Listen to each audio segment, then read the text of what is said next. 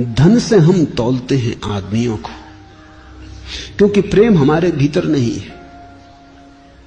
इसलिए धनी आ जाता है तो तुम उठ के खड़े हो जाते हो, गरीब आ जाता है तो तुम अपना अखबार पढ़ते रहते हो जैसे कोई आया नहीं, जैसे कोई कुत्ता बिल्ली गुजरती हो, कोई आदमी थोड़ी।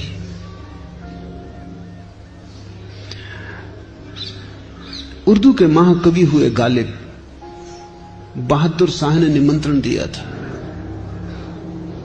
बहादुर शाह की वर्षगांठ थी सिंहासन पर आरूढ़ होने की।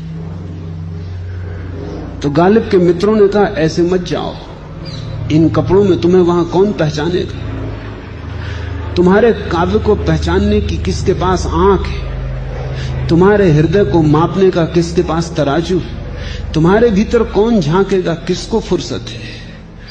कपड़े ठीक पहन के जाओ, ये भिखाराना वेश पसंद नहीं पड़ेगा वहां, और असंभव ना होगा कि दरवाजे से वापस लौटा दिए जाओ। फटे पुराने कपड़े एक गरीब कवि के, जूतों में छेद, टोपी जरा जीर्ण। पर गालिब ने कहा कि और तो मेरे पास कोई कपड़े नहीं। मित्रों ने कहा, हम किसी के उधार ले आते। गालिब ने कहा, ये तो बात जमेगी नहीं, उधारी में मुझे जरा भी रस नहीं है। जो मेरा नहीं है वो मेरा नहीं है, जो मेरा है वो मेरा है। नहीं, मुझे बड़ी बेचैनी और असुविधा होगी। उन कपड़ों में मैं बंधा बंधा अनुभव करूंगा, मुक्त ना हो पाऊंगा।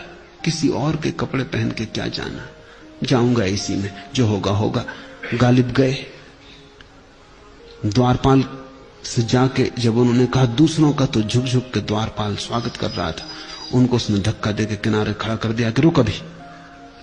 जब और लोग चले गए तब वो उस पर एकदम टूट पड़ा द्वारपाल, और कहा, अपनी सामर्थ्य को ध्यान में रखना चाहिए, ये राज दरबार है, यहां किस लिए घुसने की कोशिश कर रहा है? तो उन्होंने कहा, घुसने की मैं कोशिश नहीं कर रहा, मुझे निमंत्रण मिला है। खीसे से निमंत्रण पत्र निकाल के दिखाया। द्वारपाल ने निमंत्रण पत्र कहा कि किसी का चुरा लाया होगा, भाग यहां से, भूल के इधर मत आना। पागल कहीं का, भिकमंगे हैं, सम्राट होने का ख्याल सवार हो गया। गालिब उदास घर लौट आए। मित्रों ने कहा, पहले ही कहा था और हम जानते थे यह होगा। हम कपड़े ले आए। फिर गालिब ने इंकार न किया, कपड़े पहन लिए, उधार जूते, उधार टोपी, पगड़ी, सब शेरवानी। अब जब पहुंचे द्वार पर तो द्वारपाल ने झुककर नमस्कार किया। आत्माओं को तो कोई पहचानता नहीं, आवरण पहचाने जाते हैं।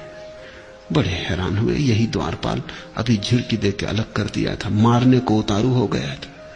अब उसने ये भी न पूछा कि निमंत्रण पत्र, पर वो थोड़े डरे तो थे ही, पहले अनुभव ने बड़ा दुख दे दिया था।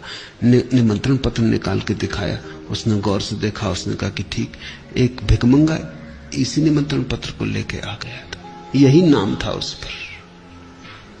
बामुश्किल उससे छुटकारा किया। भीतर गए, बहादुर शाह ने अपने पास बिठाया।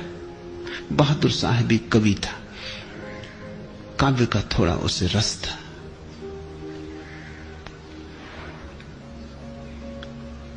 लेकिन थोड़ा चकित हुआ जब भोजन शुरू हुआ तो गालिब बगल में बैठे कुछ बेहूदी हरकत करने लगे।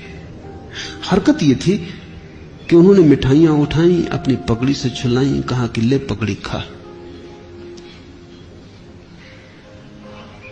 मिठाइयां उठाई, अपने कोट से छुलाई और कहा कि ले कोट खा।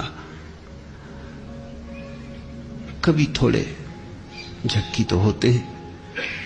सोचा बहादुर शाह ने होगा, ध्यान नहीं देना चाहिए। शिष्ट संस्कारी आदमी का यह लक्षण है कि दूसरा कुछ ऐसा पागलपन भी करता हो तो इस पर इंगित ना करे, घाव ना छुए। वो इधर उधर देखने लगा, लेकिन ये जब लंबी देर तक चलने लगा और गालिब ने भोजन किया ही नहीं और ये कपड़ों को और जूतों तक को भोजन करवाने लगे, तो फिर बहादुर शाह से न रहा गया। शिष्टाचार की भी सीमा है। उसने कहा, क्षमा करे, उचित नहीं कि दखलंदाजी दूं, उचित नहीं कि आपकी निजी आदतों में बाधा डालूं। होगा आपका कोई रिवाज होगा, कोई क्रियाकांड होगा, मुझे कुछ पता नहीं, आपका कोई धर्म होगा, मगर उत्सुकता बस मैं पूछना चाहता हूं कि आप कर क्या रहे हैं? ये कपड़े, कोट, जूता, पगड़ी, इसको भोजन करवा रहे? गालिब ने कहा कि गालिब तो पहले भी आया था, उसे वापस लौटा दिया गया, वो फिर नहीं आया। अब तो कोट कपड़े आए हैं, ये भी उधार है। इन्हीं को प्रवेश मिला है, इन्हीं को भोजन करवा रहा हूं, मुझे तो प्रवेश मिला नहीं, इसलिए भोजन करना